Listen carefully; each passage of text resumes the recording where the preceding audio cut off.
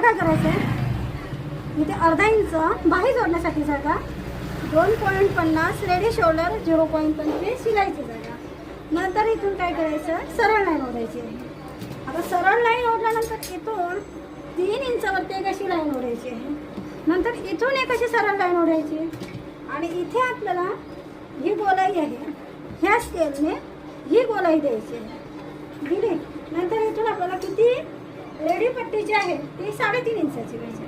3.5 inch ready, अर्धा inch खाली झाल्याची शिलाईसाठी आणि 0.25 वरच्या बाजूने. नंतर इथून अशी एक लाईन ओढून आता ही गळ्याची रुंदी होती आपली, या गळ्याच्या रुंदीपासून अशी सरळ लाईन ओढायची. कारण आपल्याला जास्तीत जास्त गळा जो आहे ह्या गळ्याच्या रुंदीच्या आतमध्ये बनवायचा, तर व्यवस्थित येतो आकार. आता इथे इस्त्रीच्या आकाराचा गळा बनवायचा आहे, तर इथून इथे वरती बटन लावायचे. जर तुम्हाला इथे 3.5 इंचाचा जर गळा बनवायचा असेल वरती समजा, तो पण तुम्ही इथे बनवू शकता. म्हणजे हां चलो इथून असा हा गळा असा बनवायचा आणि याच्या आतमध्ये आता इथे याची शिलाई येईल, ही शिलाई आली आणि इथे आपल्याला दोरी लावायची आहे आणि इथून असा रीतीने आपल्याला हा इस्त्रीचा आकार टाकायचा आहे. असं आता असं झाल्यानंतर याला कट करायचे आहे.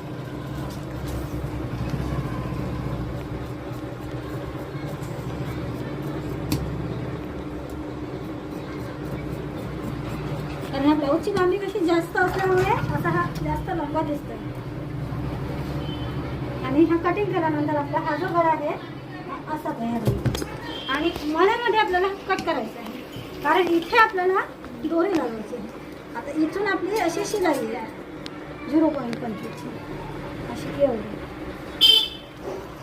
आणि या साईडने सुद्धा आपली अशी शिलाई आहे आणि इथे आपली अशी शिलाई आहे. अशा रीतीने आपला हा गळा तयार होईल इस्त्रीच्या आकाराचा. अशा रीतीने हे 2 नेकमध्ये गळा आपल्याला कटिंग करायचं असतं.